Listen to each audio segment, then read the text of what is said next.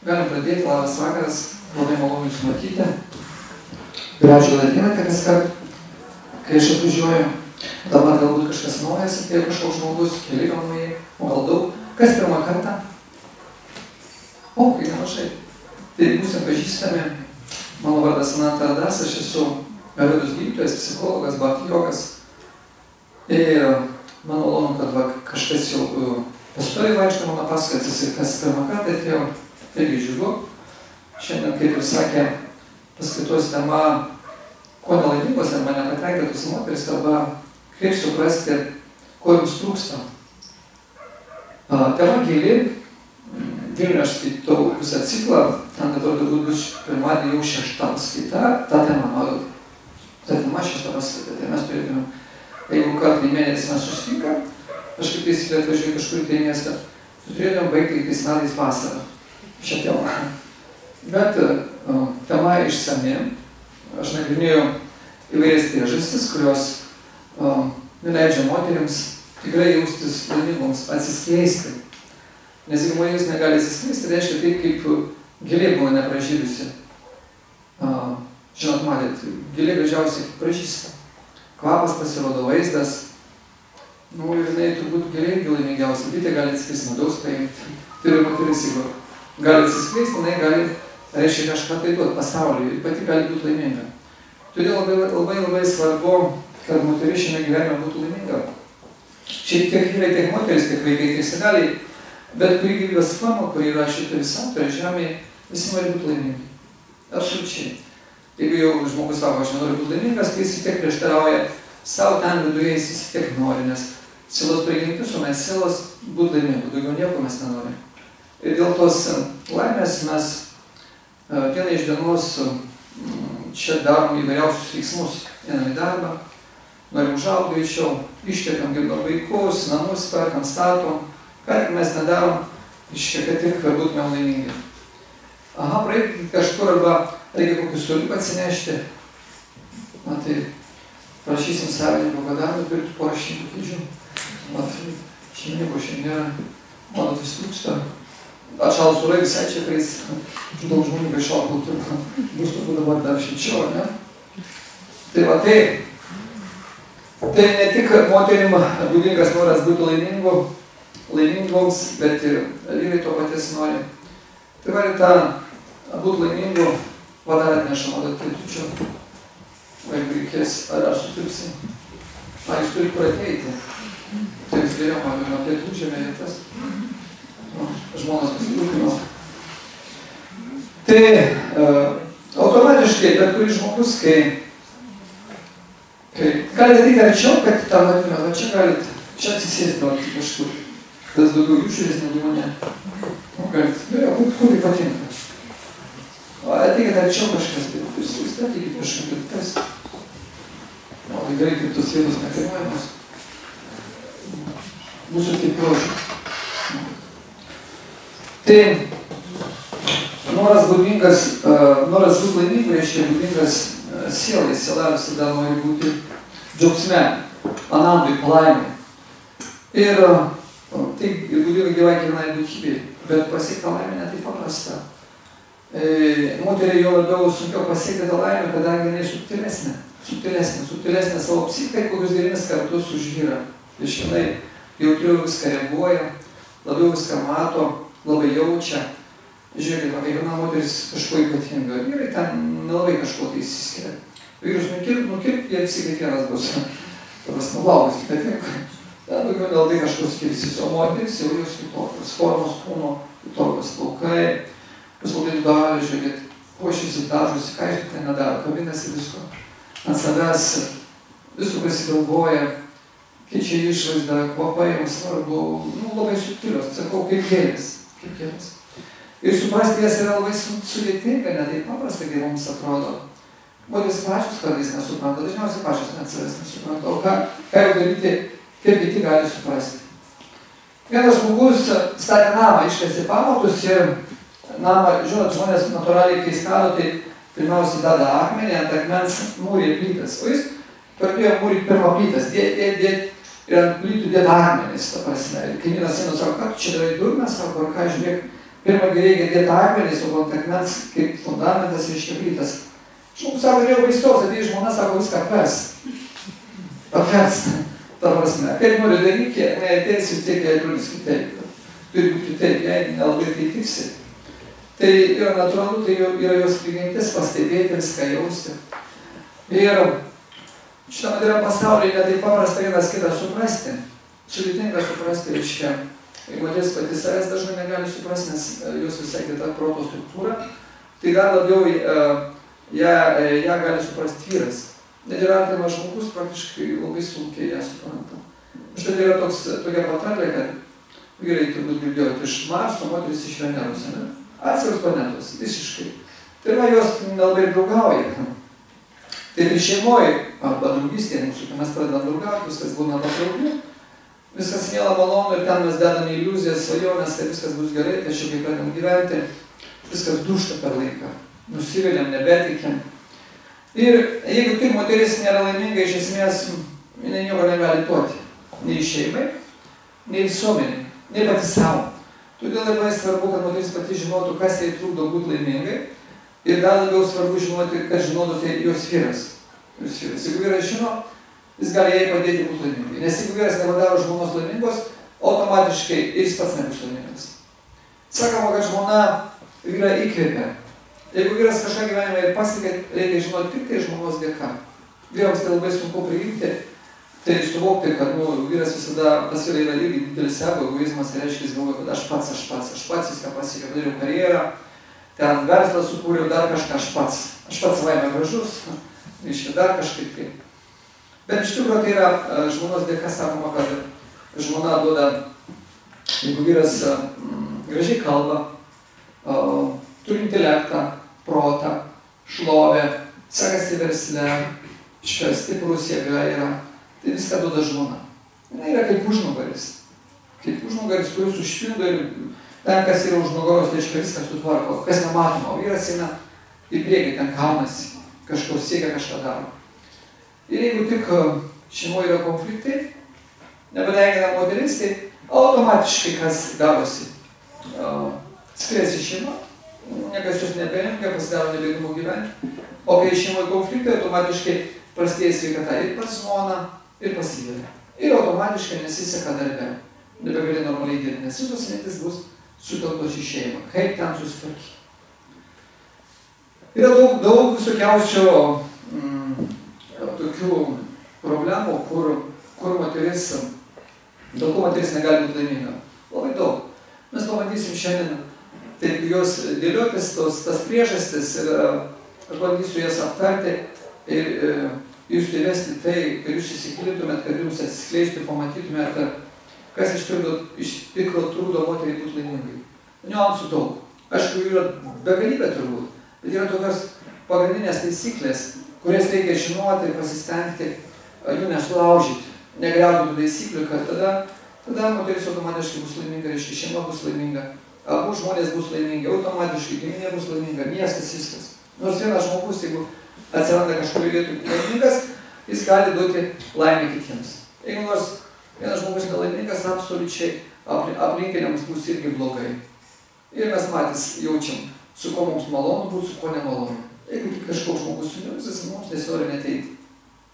O jeigu žmogus malonus, priima mus, kokie mes esame, mums labai malonu.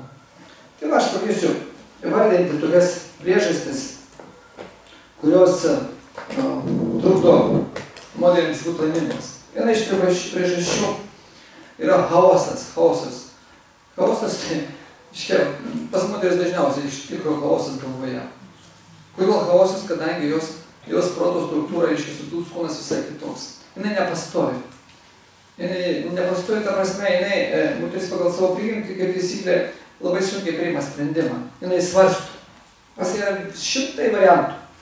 Ten, jos galvoje šimtai minčių, tūkstančiai minčių. Kiekviena mintis vis už kitą iškalbesnė. Moteriai labai sunku susigaudyti, kaip pasielgti vienoje situacijoje kitoje. Jinai mąsto 10 000 metų į priekį. Mąsto, kaip proanūkiai gyvens, kaip tenais seneliai gyveno, kaip tai pati ten gali daryti ir viskas chaosas. Ir vyras yra dažniausiai konkretus, jis sako taip arba ne taip. Ar blogai ir gerai šeimoje. Nemastų. Net jeigu atsitrenks galvą į sieną, jis eina tiesiai priekio, moteris apmastys. Gal perlipti per sieną, gal išvis neeiti, kažin kas už sienos, reiškia, kas išvis čia tokio yra. Tūkstančiai variantų. Dėl to jai sunku gyventi.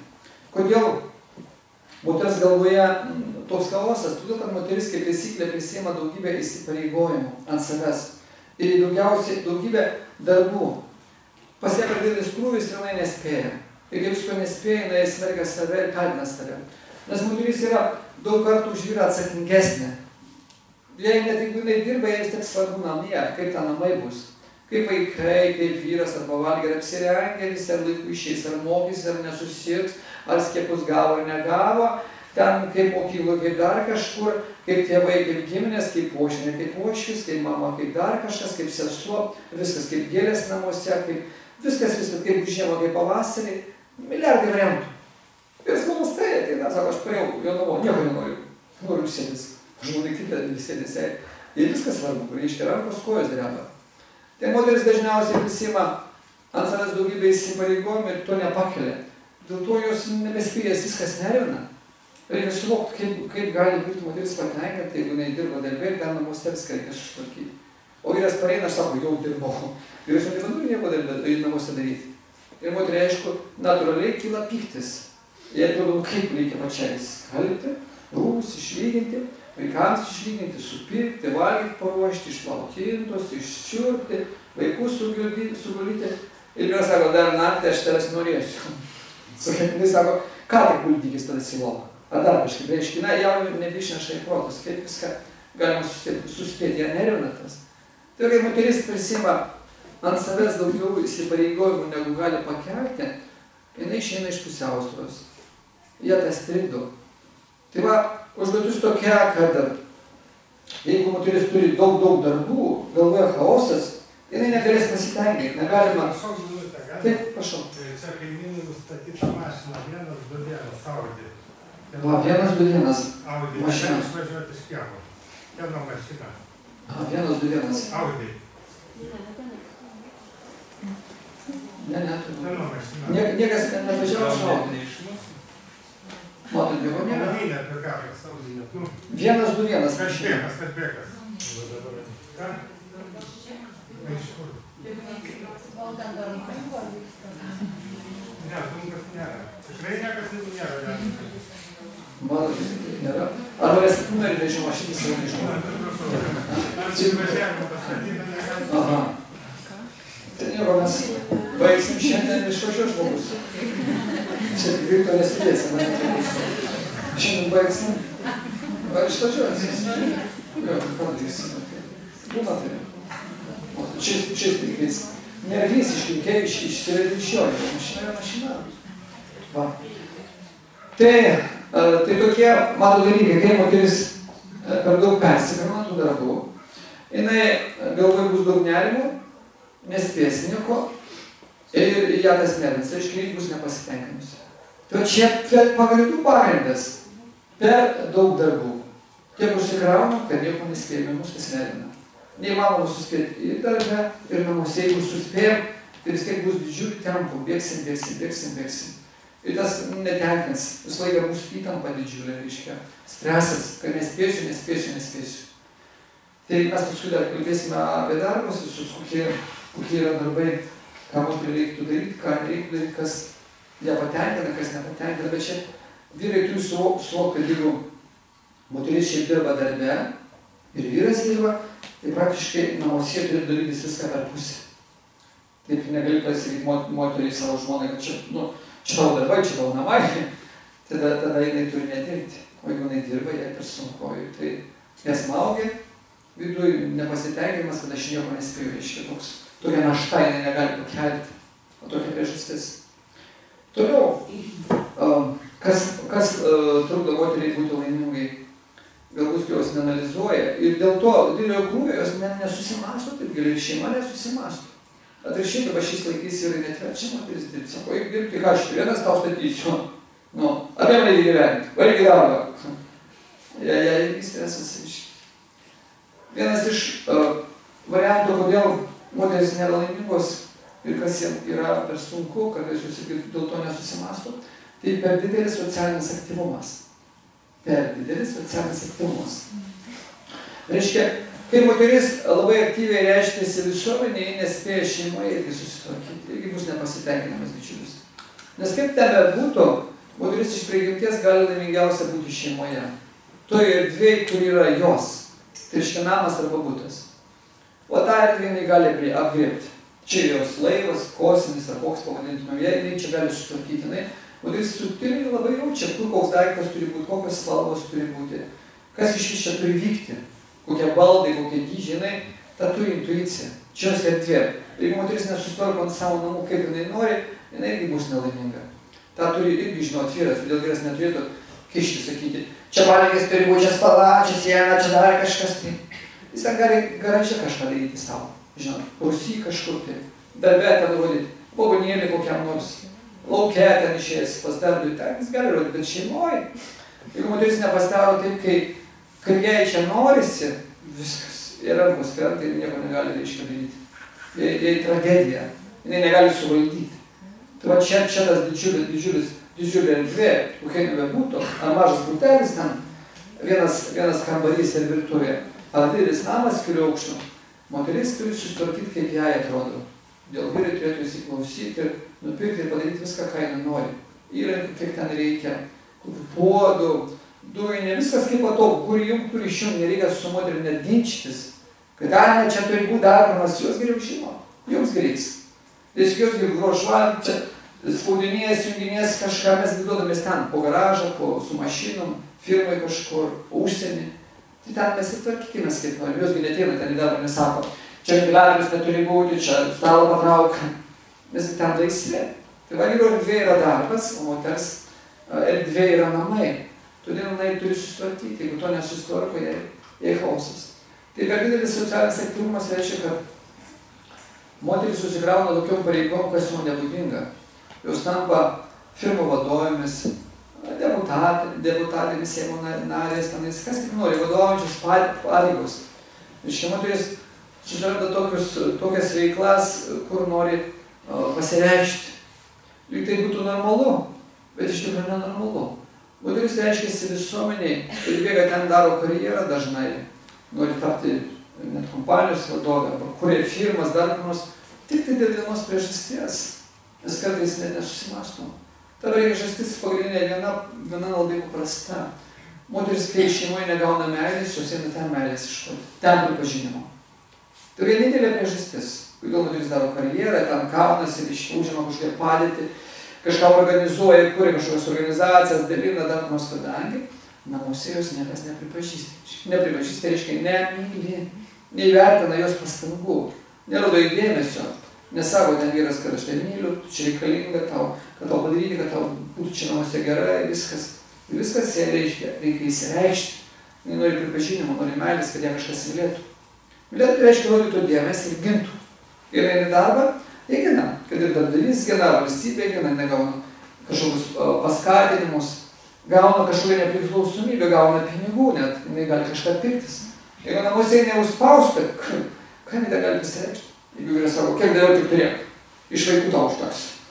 Kartais būna vaišys, sako, tau nedavė šio vaikų suminti. Suprantat, ir moteriai, tai viskas. Yra taip skaudu, kai yra jinai neįvertinama, kai nesuprantama, kad čia namuose dar daugiau 10 kartų, kad jis yra darbų, negu ten aš kažkur sėdžiu kažkokį kontorai, važiuoju, ar laiškus kažkokius elektroninius rašau, prekiauju. Tai yra pakankamai sunku būti vienoje erdvėje kiekvieną dieną. Tai yra moteris, kai reiškiasi visuomenė socialiai kaunasi, jos automatiškai irgi nespėja atlikti savo pareigų šeimoje. Kai nespėja atlikti savo pareigų šeimoje, jas tas nervina, jas tas neramina. Jinai nemato vaikų, kada pareina iš mokyklos, nežino, kaip jie jaučiasi, mato, kad kartais ir vyras grįžta, bet jinai nespėja viską apkopti, apimti. Ir viskas jinai išvesta iš pusiausvyros. Čia irgi tokia tragedija. Reiškia, daugelis šeimų, daugelis žmonių. Ir mes kartais galvom, kad čia tai turi būti. Niekada visais laikais nebuvo, kad moteris šešikautųsi, ten eitų kažkur dirbtų, eitų karjerą, gautų vieną kokį išsilavinimo. Ir tai mums tai atrodo dabar šiais laikais, kad taip ir turi būti.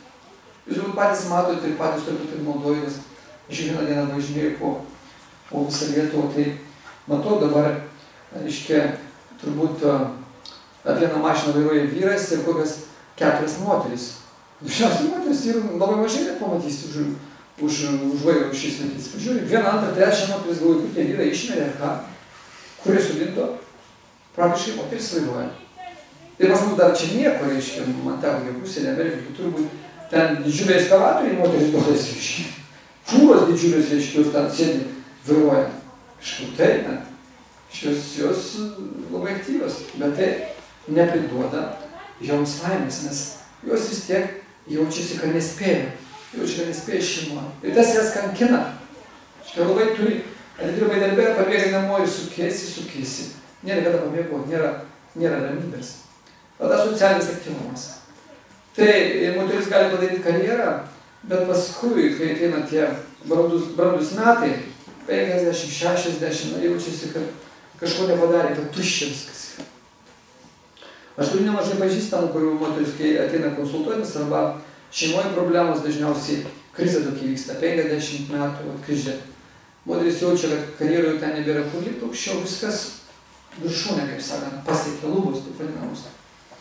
Ir šeimoje blogai, vaikai išėjo, su vyro nėra nieko bendro, nes jinai buvo užmiršus, jinai vieną pusę, darė karjerą kažkurioje, vyras į kitą, nebėra nieko. Ką daryti, kur eiti, sako, ką daryti, kam aš šitą reikia jau dabar. Labai sunku besugrįžti, ką besugrąžinti. Santykiai nutrūkė, niekas neilgia, lyg tai nebeilgia. Laikiau tiek atidėjau savęs, paukojau savo grožį, sveikatą, viską, ką turėjau, nebėra ką duoti. Ir nebėra kas netimtų. Šeima yra, bet jos ir nėra. Vaikai išvažiavo, ištekėjo, vedė, vyras savo reikalais, vyrui paprasčiau, nueina žvėriuoja kažką, valgo gerai, o ką jie daryti? Labai sudėtinga. Ir ta karjera bereikšmė. Ten darbdavė ir kas, jie vis tiek spaudžia rezultatai. O dar jau nebesinori maksyti, kai jau 50, 60 atėjo, kautis dėl kažkokių tų idėjų, supranti, kad tuščia viskas. O mes kiekvieną savo laiku turim apsižiūrėti, ar aš savo vietoje, man reikia tos karjeros, darbus, reikia ten kautis dėl kažkokių tai interesų, ką tai duos. Man pačiai kaip asmenybė ir aš galėsiu realizuotis. Ir ką tu šeimai? Kaip paskui už 20 metų atrodys mano šeima, su kuo aš gyvensiu, kas mane sups. Jeigu aš niekam nieko nedariau šeimos nariams, tai ar jie man beduos, kam aš būsiu reikalinga? Grožis praeina, sveikata praeina. Tai yra labai greitai praeinantis atributai. Nelieka nieko. Ir lieka tik tai, meilė, kiek aš kažkam įdėjau. Tai va tas socialinis aktyvumas nieko gero nepriduoda. Ar aš išloviu, bet laikina. Ten parodys per televizorių, bet aš tam perinu. Vienas su savo skausmu, nieko nepasakysi. Dažniausiai moteris ateina, jos verkia ten, kad jos ir žinios, šeimoje būna tragedija. Su vaikais nesusišneka, su vyru. Ir lygelė, pas kitas eina ir viskas reikia vienas su savo jausmais, su savo kančia. Šipsaisi, kalbą užsidėdė, buvo gerai viskas, bet ten negerai. Va, kaip būna. Tai čia dėl per didelio socialinio aktyvumo. Sakoma, kad moteris išorėje gali užsiimti tik tiek, kiek lieka laiko nuo šeimos. Tada jinai būtų laimingiausia. Kai jinai gali tai visai veiklai aktyviai, būreliai, kokios organizacijos, labdara kažkokia dar, gali užsiimti tiek, kiek laiko nuo šeimos, nuo vyro, jeigu aš viską sutvarkiau, namuose viską sutvarkiau ir vaikams, jeigu viską sutvarkiau. Va, liko, jeigu tiek liko laiko, aš galiu kažkur nueiti dėl savo malonumo.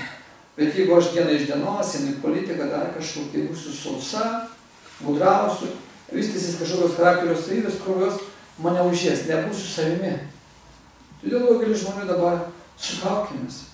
Nėra natūralus, gali atsipalaiduoti, čkytą, paligos paskui ateina įvairius. Ir mes stebimės, kodėl serga, kodėl dar kažkas. Todėl, kad mes būnam ne savimi. Mes įsivaizduojam, kad laimė yra išorėje. Ten kažką padarysiu, būsiu laimingas, ne? Laimė yra viduje, vidinės savybės. Tai lemia, charakteris lemia, mano, ar aš būsiu laimingas. Kitas trukdis, kuris trukdo moteriam būti laimingoms, tai yra per didelis bendravimas išorėje. Per didelis bendravimas išorėje. Ką tai reiškia? Tai reiškia, kad moteris, kiekvienas žmogus turi savo komforto zoną. Komforto zona tai reiškia, kuo mums yra gera paprasta. Moteris dažniausiai išeina iš komforto zonos. Kur moters komforto zona? Šiaip šeima, namai. Čia jos erdvė, ką nori gali daryti. Jeigu jau ateini į darbą, jau turi pasitempti, jau turi atitinkamai apsirengti, turi atitinkamai kalbėti, atitinkamai elgtis. Reiškia, esi jau kaip ir nebenatūrus, negali atsipalaiduoti. Ir jeigu užimi vadovaujančią padėtį, vis tiek tave kažkas seka. Ir jeigu esi savininkas, gali būti mokesčių inspekcija, darbuotojai gali reikalauti atlyginimą, reiškia, pastovi įtampoje. Reikės bendrauti, negali šaukti. Namuose gali iššaukti. Mes namuose dažnai įsišaukiam, ne? Vyras ant žmonos, žmona ant vyro, ant vaikų, atvirkščiai. Ten yra komforto zona. Kaip norim apsirengę, kaip norim einam miegoti, kada keliamės valgom, tai yra komforto zona. Mums patogu. Niekas ten nežiūri. Galim leisti nei svečių, nieko.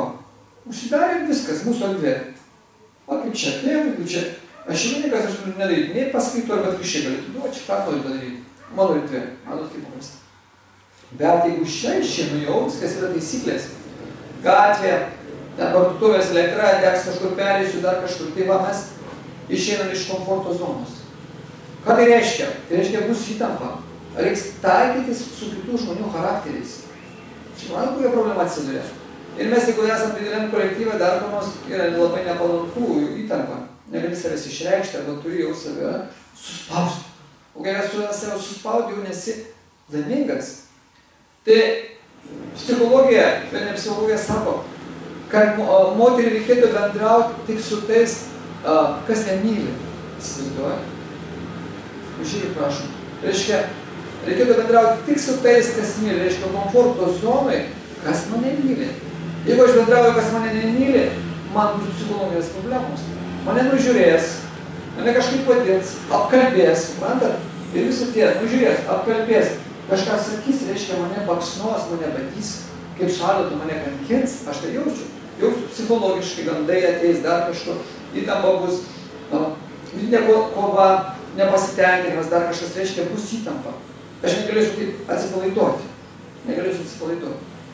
Tai va, moteris turėtų susikurti komforto zoną ir kuo mažiau ją, reiškia, palikti. Taip reikėtų gyventi.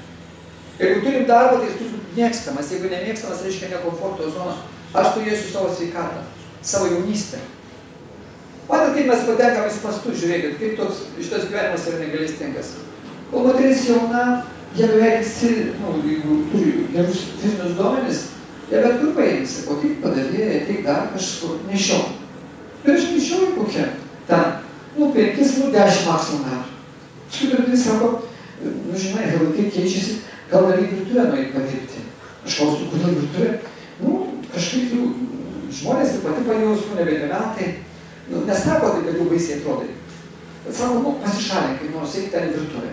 Ir aš iš to į virtuvę, ką daryti? Bulvės sako skus. Jūs kaip bulvės, dar kažką tai virtuvėje duodas. Jau 20-30 metų. Reiškia, jau neleidžia nešioti. Net pakeist neleidžia. Taip, po tam virtuvėje prasideda. Paskui sako, gal galėtume naktį matyti padirbėti. Aš kaip galėtume.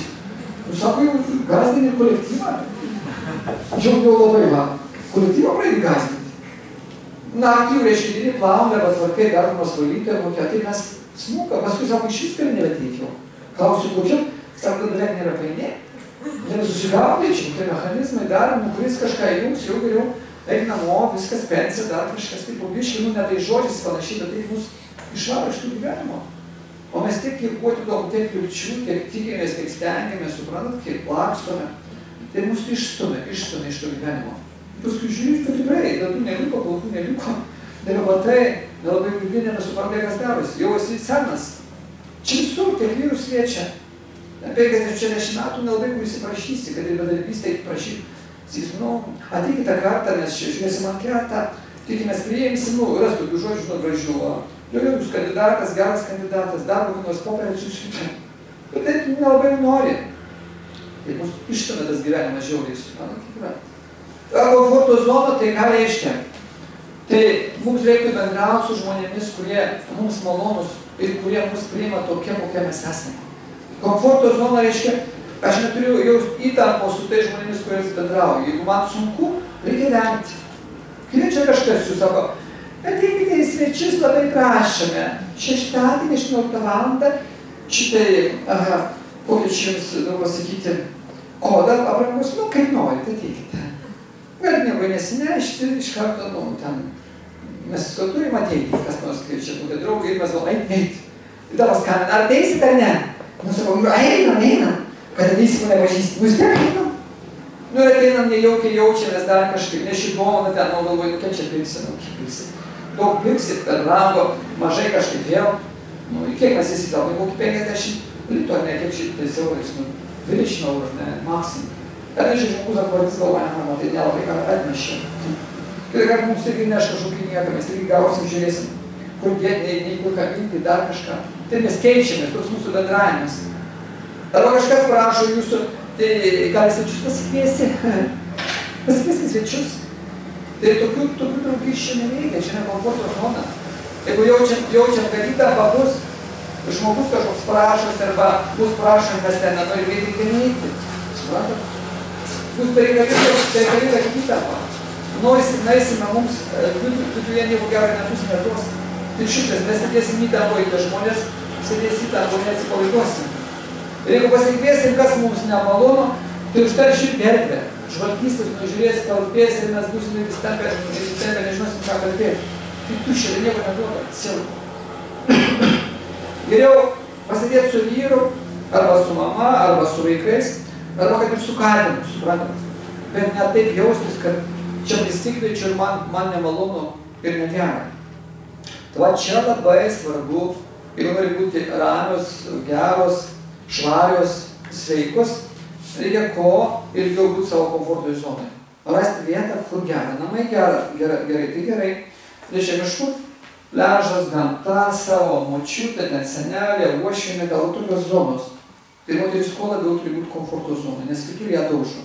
Ir psichika, kadangi bus kitokia, jinai pareina sudaužyta. Ta prasme, nėra jėgų. Mes neatsistatom. Ten mintis kažkokios pasilieka, samskaros, aiškiai, įspūdžiai, kurie nieko gero neduoda. Tai va, moteris dažnai yra nepatenkintos, kai išėti iš komforto zonos ir jos jaučia įtampą. Todėl, kad ta komforto zona visada būtų, vyras ją turi ginti. Moteris šis gyvenime, aš esu daug kartų sakęs, jūs turbūt skaitė, žinot, 100 kartų girdėjot, kad jie gyvenime turi ginti arba tėvas, arba vyras, arba sūnus. 3 vyrai, visą gyvenimą, nuo pat mažumės. Kol jinai neištekėjo, gina tėvas, gina tai reiškia išklauso, padeda, eina kažkur kartu. Ir mergaitė, ramiau, kad yra tėvas. Neleidžia ją kvailiot, kaip sakant, neleidžia kažkam prie jos pristoti, išmėginti ją. Paskui gina vyras. Vyras gina tai irgi, kai nevaikštas gal pistoletu. Dėliau aš dabar dėsiu į darbą. Man dar kažkur, atvežiu čia, atvežiu pasitikti. Ne, čia gali ir automatą turėtis, čia ir gynyba. Gynyba tai reiškia išklausyti. Išklausyti, kas moters galvelė darosi. Ką jie ten rašo, su kuo jie ten kalba. Nes moters protas neramus, jinai visko prisisvajoja, prisimasto ir palaido ir gyvina. Gali palaido, žinau, savo vaiką ir gyvinti. Tai tiek pas ją baimės, tiek visokių minčių, tokia psichika. Ir vyras tą turi žinoti. Jeigu vyras negina moterį, aš kiekvieną dieną jūs neišklauso, tai pas ją pasidaro daugybę šiukšlių ten ir jie labai liūdna. Jie graužia tas šiukšlės tos. Įtampa gaunasi. Tai va taip, o paskui, jeigu vyro nelieka, arba iš viso nėra, tai sūnus gina. Arba moterį kalbasti moka jūs surasti. Tas jai ramiau. Su kažko pasikalbėti, atverti širdį. Nes kitaip ten širdį įtampa, širdis o taip. Arba atvirkščiai. Vos.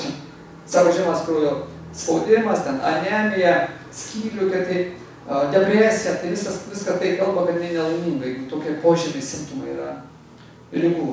Tai reiškia, kad ne visiškai, tai bėgė, nusivylusi su kojom. O, taip man. O atvirkščiai laksto irgi nieko gero, bet taip ultinėjai, žinot, prie kiekvieno, nestabilu. Labai ten nestabilu, reiškia, o taip, ar tokia kreivė. Tai komforto zonos. Tai va, moteris turi bendrauti su tais, kurie ją myli. Nemyli, reiškia, nereikia nei kviesti, nei pačiai. Tokia yra apsauga. Vyras atvirkščiai turi bendrauti su tais, kurie jo nemyli. Reiškia. Ten, kur yra kas dažnai nemyli, sakykim, darbdavys gali nemylėti. Žmona sako, kada prieisi, ar 6 bus ir ne. Ir jis, ką aš čia būsiu, buvo aukščiausia, net nepraeisi, neleisiu. Žinotot, konfliktas, vyras stato į rėmus. Ir vyras, kai bendrauja su tais, kurie jau nemyli arba spaudžia, jis grūdinasi. Žinotot, jam lengviau veikti. Jis arba atsakingesnis, pasideda toksai viskas. Jam reikia krūvio tokio. Ir jis tik ir nejaučia. Visai žinot. Tai vyrui tai yra naudinga. Jo psichika, jo charakterio savybė. Moterį tai sudaužo. Pas ją pasilieka nuoskauda ir jinai iš tos nuoskaudos gali savo vėždį išvystyti. Jinai 20 metų atsimins. Atsimeni prieš 20 metų, va ten pasakei man. Jinai visai galima tempėsi. Kažkokį nekutį. 20 metų savo kartoja. Pasakė vieną kartą, kad negražiai, aš nosis ten kažkokia va. Su pakurėliu. Ar atsimeni prieš 20 metų? Tas vyras pasakė kažkokią nesąmonę, jai tai širdis privar, viskas neišvaisi. Nosis iškūpų. O dar kažkokį viskas, jai tai baisu. O tai kas liečia čia. Dar didesnė nekomforto zona, dar baisesnė.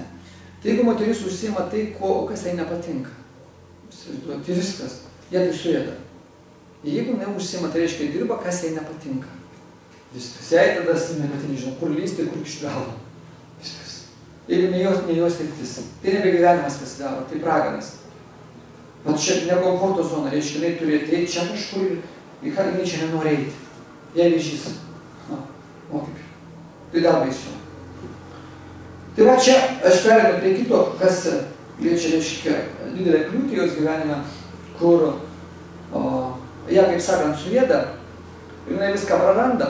Moteris nors atrodo, kad viskas gyvenime normalu, tai kas ją daro nelaiminga, tai darbas. Darbas. Kodėl? Reiškia, moteriai darbė reikia spręsti problemas, kurios nebūdingos jai prigimčiai. Šiais laikais darbai beveik visi yra vyriškos prigimties. Labai mažai rasime moteriškų darbų. Beveik visi darbai, mes galime, aišku, galvoti, kad moteris turi būti virėjos, nieko panašaus. Jeigu jūs nuvažiuosite į Aziją, į rytus, ten beveik nieko nepamatysite, kad kažką daro moteris. Viską gerai varo. Veda valgyti, ten ką norit, karės melžą. Jeigu taip žiūrėt, viską tik gali padaryti vyrai. Mums čia reikia atrodo. Ten net gėlės pardavinėje, vainikus, reiškia, daro ar gėlės sveria vyrai. Mūsų tai labai stebina, mūsų atrodo, kad čia moteriškas darbas. Nieko panašaus. Visur vyrai dirba. Ir ne tik ten dirba, bet pareina ir namuose dar dirba. O taip yra. O moteris, reiškia, rūpinasi šeima. Ką reiškia šeima? Nu, valgyti padaro. Išskalbė, susitvarko, reiškia, laukia pasipuošusi jo. Namus iškvepina pati, išsikvepina. Viskas, jinai gėlė. Ką jai dirbti? O tai, jeigu moteris dirba vyrišką darbą, tas darbas ką daro ją? Daro vyrišką natūrą. Žiūrėk, pas mus moteris policininkės, moteris kalėjimuose dirba, moteris gaisrininkės, moteris kariškės, moteris futbolą žaidžia, moteris karatistės. Reiškia visur, su kranai, su mašinom, reiškia, čia yra visas vyriškos specialybės. Neteisėjas, ar advokatės, ar prokurorės, visur vyriškos specialybės. Mes tai galvom, kad čia moteriškos. Nes turi uniformą, dar kažkas iškart pasitempia. Suprantat kaip? O moteriai reikia temptis. Iškrytampa, jinai nebesarima, tu turi atsipaldavusi būti. Jinai turi būti minkšta. Tai visi tie darbai vyriški, ką daro? Charakteris jos palieka toks kautis, įrodinėti ir įsakinėti. Moteris įrodinėja, įsakinėja, liepia. Iškai vyrai nelabai nori to vykdyti. Vyro prigimtis priešinas. Vyras nepaklūs ir ten mintise vis tik jis galvoja, nepusau, kas čia man neįsakinėja. Gaunasi kova. O kai kova, kažkas pralaimi arba tai išdrasko tą ramybę. Ramybės nebėra. Va tai moterį padaro, jinai taip gali, aišku, niekas nesako, jinai nesusitvarkys. Jinai su visku gali sutvarkyti. Nėra tokio darbo, su kuriuo moteris negalėtų sutvarkyti. Viską galime susitvarkyti. Bet tai daro ją nelaimingą. Tai reiškia per didelis krūvis atsakomybę, jinai negali atsipalaiduoti, jinai negali jos niekas suprasti ir jinai jaučiasi va tokia nelaiminga. Visiškai. Jinai sako, manęs, niekas nesupranta. Niekas. Nors prisigero. Pas manėm viena moteris gilėsi, gal prieš 2 metus. Atvažiavo, sako, aš alkoholikė. Sakau, nepanašys. Nesvarbu, kad nepanašiai, aš pačiai žinau, panašiai, aš tikrai. Aš alkoholikė, tikrai sakau jums. Sakau, man netrodo, netrodo. Per 40 metų. Aš jeigu sakau, kodėl alkoholikė, nes čia alkoholikė. Klausykite, sako tamsta, čia ne man. Nu, sakau, klausau. Žinau, taip įdomu. Aš kiekvieną vakarą išgeriu po pusę blendžio butelį. O, sakau, ir kas? Jau 5 metai taip varau, kiekvieną vakarą. O, sakau, tai ką jūs norėtumėt? Pagydykit mane. O, sakau, tai ką jūs gerit? Kai negersi toks darbas, tai sakau, ką jūs darote? Aš vadybininkė, labai atsakingas darbas, reikia vadovauti, valyti, sako, ir aš nepakeliu. Sakau, šeima turiu vyrą, nu, tai toks tonas net. Iškėlimu, sakau, o ką vyras? Jis pats geria. Sakau, kaip jūs dabar, kartu gerit, ne? Jis panėdais pirmiausia, jis butelis valus išgeria, aš matau, kad jis išgerės, reiškia jis manęs neužuos, aš nenutos pati išgeriu. Ir sakau, ką jis nejaučia? Per durnas, kad pajaustų. Jis geria, aš geriu. Tai sakau, jūs savo, tai aš brendžiu, aš nenoriu tokį šūdo, aš brendžiu. Sakau, kaip jūsų finansai išneša? Kiekvieną dieną, nu kas gaunasi, kad 2 paros po butelį brendžiu, tai pinigai kainuoja. Nu, mielasis, aš moku pasidaryti pinigėlio. Tai jok, aš moku, sako. Tai sako, gydysimės. Jinai mane suklauso. Sakau. Gydysimės, sakau, jau kokie atėjo, tai bandau gydytis, nu. Tai toks noras. Duokit man tokį, ko aš nenorėčiau gerti. Ruošiu kažką, kad mane sukurtų, tai aš mėšiu tą brūdą, nenoriu. Nes dar aš jaučiu vis tiek, jau 5 metai varau, dar veikia tik aš čia bus. Nosas pamals, sako, vėl smako, nori gydytis. Gydykit. Gerai, sako, bandysi. Oi, sako, gerai. O tu tėvo gydytis, va. Ką tu padarys? Va, tėvo gydytis, moteris. Tai va taip yra. Tai va, moteris vis tiek pakelia, ger 5 metus, po pusę brendžio. Sakau, jūs kilovas turite, aš 3 galiu išgerti. Čia nieko tai nugeris net nejaučia. Man aš išgerusi. Nu, labai stipri, vyriška, nu, tokia kita. Dar iššautų vyras, galėtų turbūt. Galėtų klausotis. Tai va čia atrodo problemų nėra, bet manot, tas tekoja, kad tampa žmogaus charakteris stiprus, valia, tokia atsiranda griežtumas, kietumas. O kai žmogus kietas, visi nenori, visi vengia. Visi nori minkšto žmogaus, sukalbamo, suprantat, nėra taip paprasta. Tai va, jeigu vyriškas darbas, moterį padaro vyriškai, jinai tą energiją parneša į namus. Ir namus irgi sakinėja vaikams, vaikai mamytė ten, ar gali mums blogai, ką jūs blogai, pamokas ruošti, padėk reikia vakare. Ant vaikų mokyklų iššokimo, dar šokai, tai jau kur pasikarti, tai ne, dar kažkur. Dėl to vaikai karės serga dar kažkur, suprantat? Taip ateina. Ir viskas, vyras kažką pasako, jinai ant vyro visiems vadovauja. Ir tada ir jai nesmagu, ir jam. Moteris įsijungtų tokią savybę, tvarkytis, kad jinai gali bet ką sutvarkyti, jinai gali. O vyras žiūrinėja ten, aš nepadarysiu, aš kodėl darysiu, nu todėl darysiu, aš kitą pakviesiu, išdažysim, nupirksim dar kažkur, tu man reikalingas, gali kraustytis, o taip atsiranda tokios natūros. Sudėsiu lagaminus ir važiuok, nu, dabar išvešiu tave. Tai būna. Viena moteris atėjo irgi pas mane, sako, padėkit, susivežyti vyrą. Sako, kur įkrito? Neįkrito. Aš sakiau, susidėk lagaminus. Jis nesidėjo, aš pati sudėjau, išnešiau už durų. Nu, sakau, jis sako, tai buvo 3 kartus, 2 kartus leidau sugrįžti, o 3 kartą parą neleidau. Ir išvažiavo. Sakau, tai išvažiavo, ką jūs dabar norit? Įsivaizduoju, tu pas kitą gyvena. Nu, sakau, o kaip ką daryti? Bet kažkaip aš norėčiau, va. Kodėl varit? Kada jėdė, va. Aš tokį tarmo nervau, antrą pagimdžiau, taip šūkau. Jis, reiškia, bijodavo manęs. Paskui, va, kaip išvariau, sakau, negrįžti, išvažiavo. Sakau, kiek jau nepravažiuoja? Pusę metų. O, sakau, labai sunkiai. Po pusės metų iškraštysime labai sunkiai. Jau sudėjau lagaminus. Pasakė, kad kraustykis 3 kartus. 3 kartas nemeluoja. Žinot patarlę. Ir išvažiavo. Nelabai, sakau, jau jį paimsim. Va, jau pusę metų gyvena. Sako, jau kita turbūt laukiasi nuo jo. Nu, va, sakau, viskas, jis ten reiškia inkarį išmetė. Dabar vaikas rinkas. Reiškia, viskas, jis jau prilaiko, jau tam kitai sakys, va, jau tu čia, žiūrėk, ten pas ją nebegrįžk, ten tu čia vienas, aš jaunesnė, dar kažkiek, tu čia inkarai. Ir viskas, vyras jau projektyvas, va, kaip, ne taip paprasta. Todėl prieš priimant sprendimą, kai norim kraustyti kažką, pagalvokime, arba sugrįš. Kažkas laukia, daug laukia, sako, taip, neišauksiu, nei prašysiu, tik būk su manim. Ir mes išvarom, ir paskui ką paimti? Paims irgi kažkokia bus dovanėlė. Bus irgi CV to vyro. reiškia, daug. Visi skyrės, kalėjimas, jo psichiatriniai, reiškia, šnipelis dar kažkoks, o dar kažkas, labai taip švari biografija nebus. Ko mes vyresni, tuo daugiau turim juodų dėmių savo biografiją, kuriuom ten švaru, balas lapas, o paskui su persirašo. Tai prieš priimant sprendimą kažką, tai turiu daryti, reikia gerai pagalvoti. Ar ateis kažkas geresnis. Tai va čia, kas liečia darbą, tai labai svarbu, reiškia, žiūrėti, koks darbas. Ką jis iš manęs formuoja.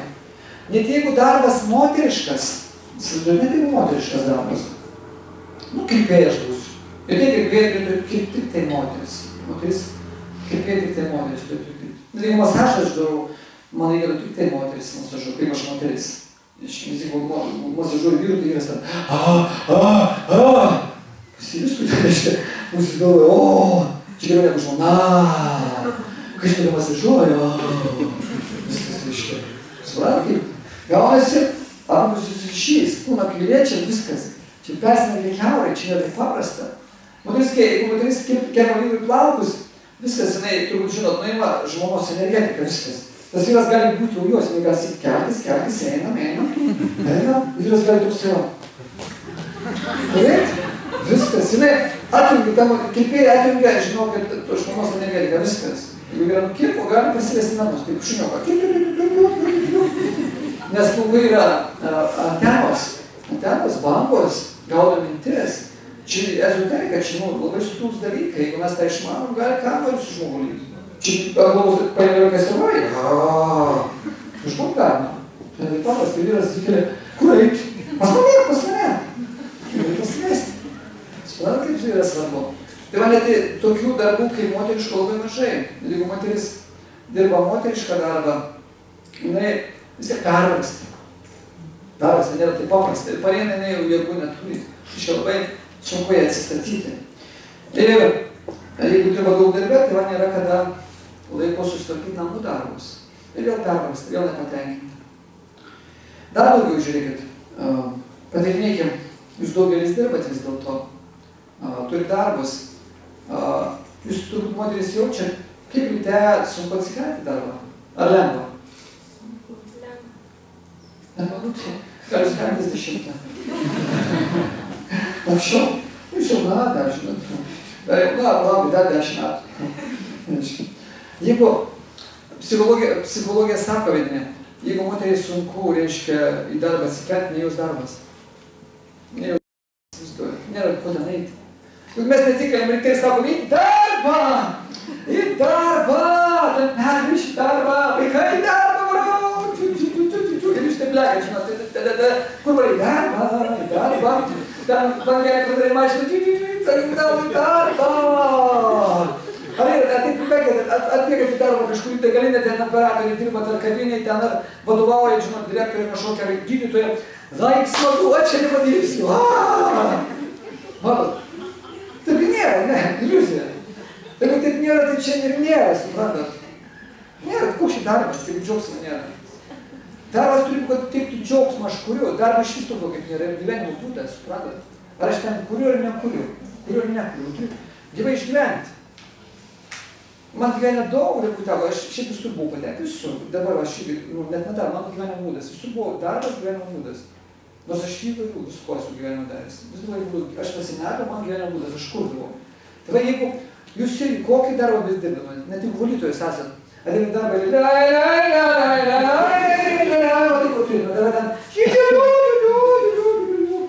turi su potekstą, ir jūs lavot, dar indu, reiškia, intervius, mano intervius, supratot, su meilė, o tiek vasu, arba jeigu siūna, tai žinot, kažką audinį siūna, o taip turėtų būti. Tai jo, tada būtumės laimingos, tu godini, kaip išlaikyti iki 6, jūs proksų turbūt. Kur gyvenam? Ką gyva, ką gyva, gal reikia pasukti, dar šiavas durtis, dar sėdimi išlieks, Facebook'o negali užžiūrėti, kaip žiūrėjau, tai čia katorga, čia mirties ligos, suprantat kaip? Užtat ir, kaip būdinėsi, plaukai krenta plokštais, arba plokštais, dar kažkas, Nepatinka, ką darom, suprantat. Nėra poreikio, kaip džiūčių. Tai nėra tokio darbo, kur nebūtų kūrybos, suprantat. Ką jūs darot, ten galite kurti. Visi darbai yra, jeigu darbas nesusijęs su himsa, su prievarta, galite viską daryti. Tik negalima darbo daryti, kur yra prievarta. Kažką prievartauju, reiškia. Gadinu kažką, kenkiu kažkam skauda, kažkam bus nelaimės iš mano darbo, ką aš darau. Tai visur kitur darbas turi būti kūryba, kad mes galėtum kurti, kad būtų džiaugsmo. Tas nestiksim, būsim laimingi. O jeigu taip padėtume darbo vėl, kada penktadienis, kokia šiandien diena? Trečia, ojai, dar diena, ojai! Kada atostogas, kitą metą, ojai! Jeigu išversiu, kitą metą. Tai čia kas? Katorgas, Sibiras, mūsų protėvių. Suprantat? Jos vežė, tai jie dainavo. Truputį vežė jie kalno, būrą, jie dainavo. O mes ką dainuojam? Darbė, matot? Tai yra blogai. Tai toks darbas nieko gero neduoda, reiškia. Tai va, jeigu mes ryte negalim atsikelti su džiaugsmu, tai pas mus vystosi nemoteriškas charakteris. Įtampa vėl. Vėl būsim nepatenkinti. Tai va, tai šiandien grįžit peržiūrėti savo darbus. Ar kuriat jūs ar nekuriat? Reikia pakeisti. Čia labai svarbu, jeigu mes neturim mėgstamo darbo, reiškia, darau tai, kas man nepatinka, tik iš prievartos, reiškia, aš senstu, eina lygus ir aš deginu tik savo gyvenimais, nieko nevertas. Nebus ko pasigirti, nebus ko pasidžiaugti. Reikia keisti, reikia turėti svajonę. Kiekvienas iš jūs turėtumėt svajonę turėti. Ir jeigu dabar neišime padaryti, aš suprantu, kartais vyras išėjo, turiu vaikų užauginti, ten paskola kažkokia yra, kažkaip mus pastato rėmus. Bet ne visam gyvenimui pastato. 10 metų, 15, čia nieko nereiškia. Reikia turėti slaptą svajonę, ką aš norėčiau daryti iš tikro, ką norėčiau. Ir tą galima daryti laisvalaikiu. Vis tiek išleidžia namo 6, 7, 8.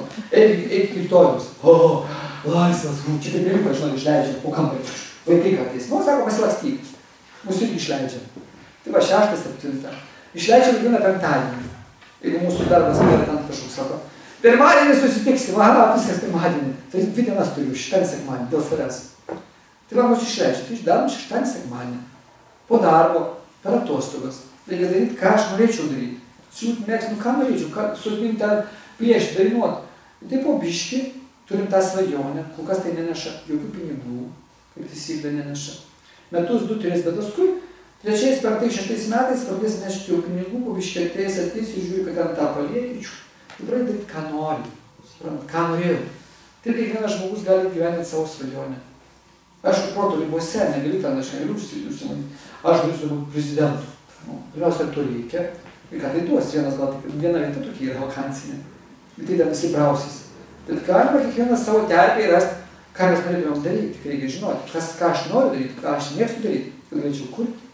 Ir pamatysit, kad jūs tapsit, ko nori tapti. Čia visiems įgyvendinama. Visiems kiekvieno reikia to patikėti, reikia tai užsirašyti. Jo patarimas, jeigu norit kažką pasiekti, rašykitės.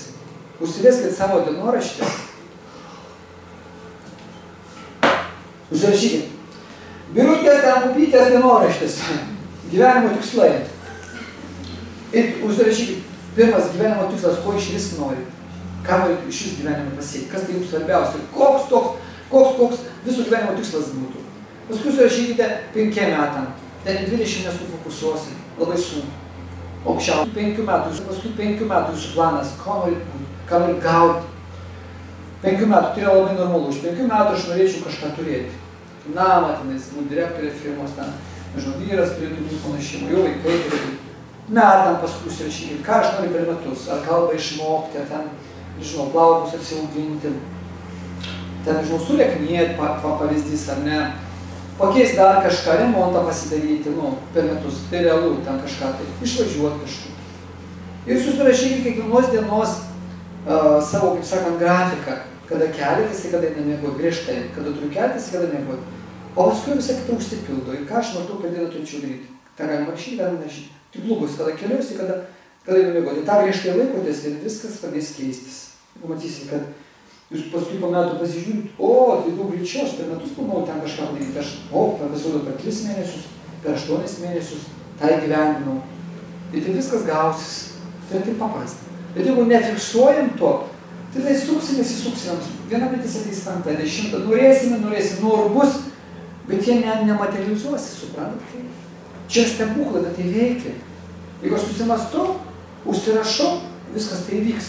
Reiškia, aš iš minties pernešiu materiją. Ir ten aukštesnės jėgos pradeda taip dėlioti, kad viskas įvyks. Pamatysit, gausis. O, jų turiu, supratat kaip? Jų kiekvienam įgyvendinama, dar kartą pabrėšiu, kiekvienam.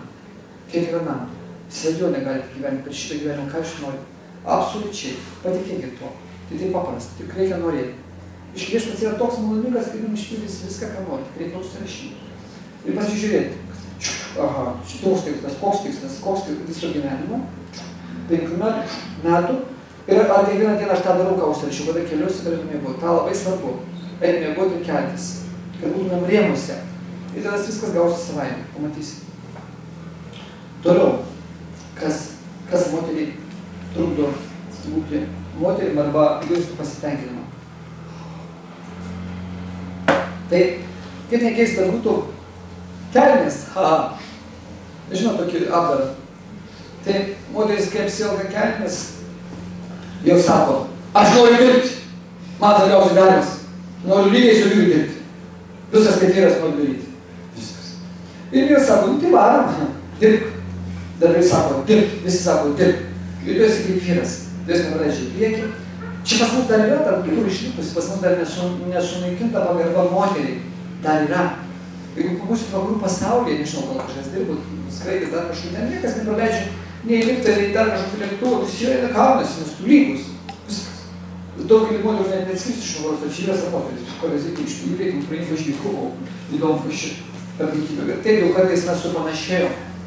Kelnės tai neškiliška energija, aš pasiruošęs dirbti ant mano sprando, ant mano nugaros sukraus, reiškia tą krūvį, kad aš dirbčiau.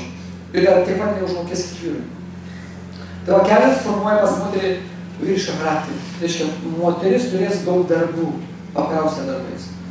Vyras ją negerbs. Žiūrės, kad, turi valytų, ką čia, aš varau to reik. Taip šeimoje pasiginčysim. Arba net vers moterį į darbą. Aš turiu centrą, ten kažkas galbūt iš jūsų. Kiekvieną pirmanį aš ten konsultuoju žmonės. Tai dažnai ateina moteris, viena, tarkim, atėjo moteris, sako, aš turiu 2 mergaitės, vienai mergaitė 1,5, kitai 3 metukai. Vyras jūs teisininkas. Jinai paprasta moteris, labai gera, labai sąžininga, kukli, nuolanki tokia. Jis sako, vyras jau metai kaip nedirba, ten iš namų kažkokius sakymus daro, sako, mums taip sunku įsilaikyti. Ir jis sako, dabar jau toks įstatymas tėvystės reiškia.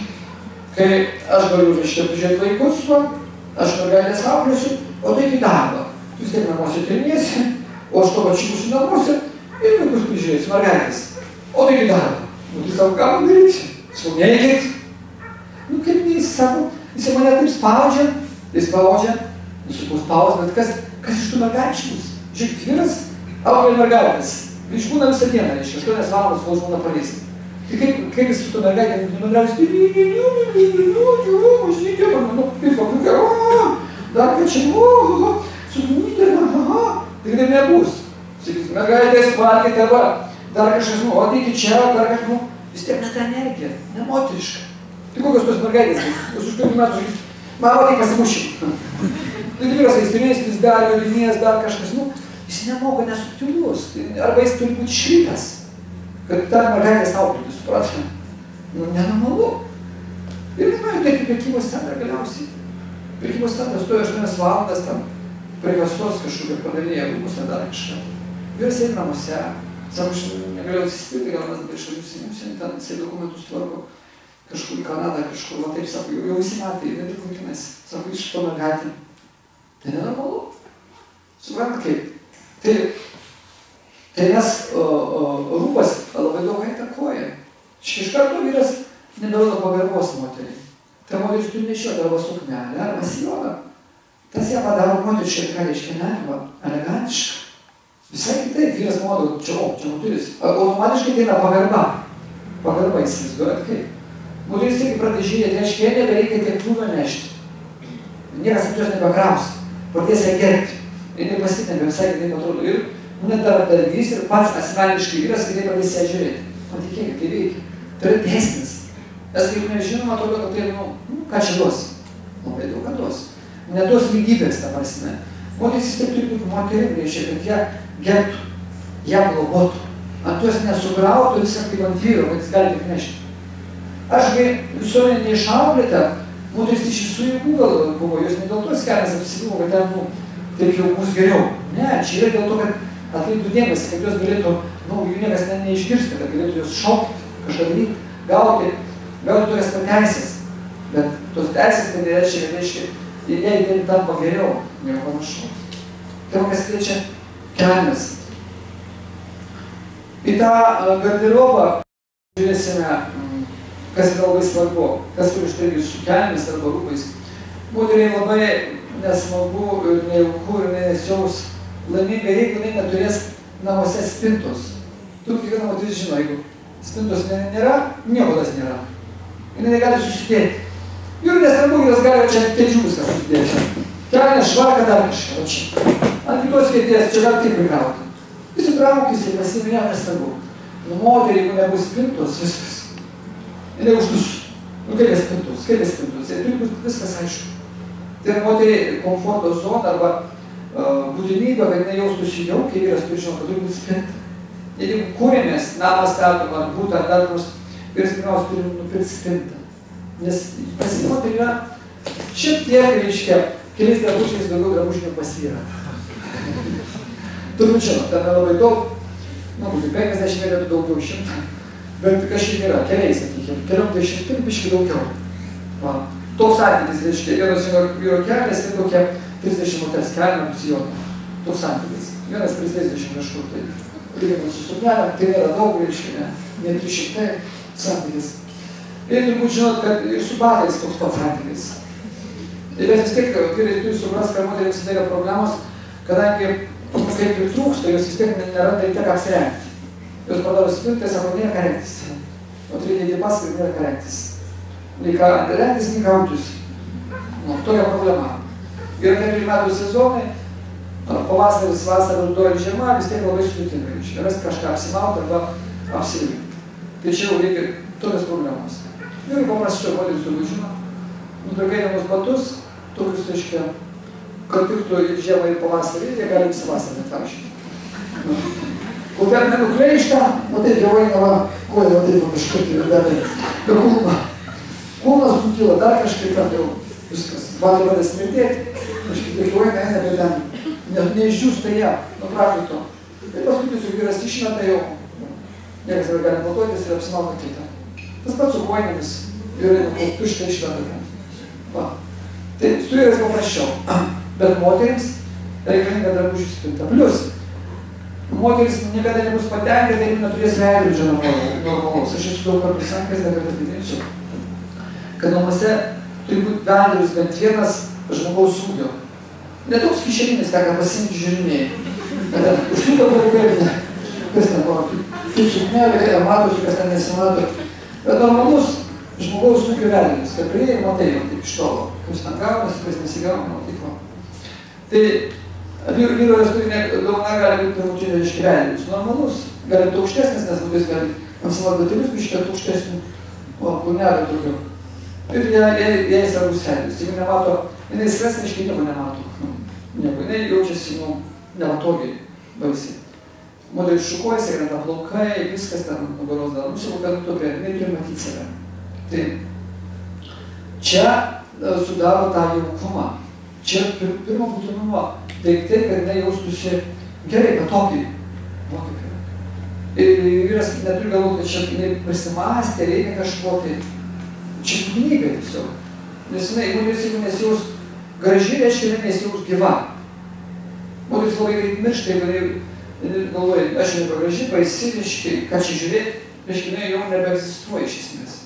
Tai jai labai svarbu, kas nepasižiūrėti save. Prie veidrodžių paskauti, veidrodėlį pasakyk, kas pasaulyje gražiausia. Ar tai praeina, kad tai man, aš graži, aš rožė panaši.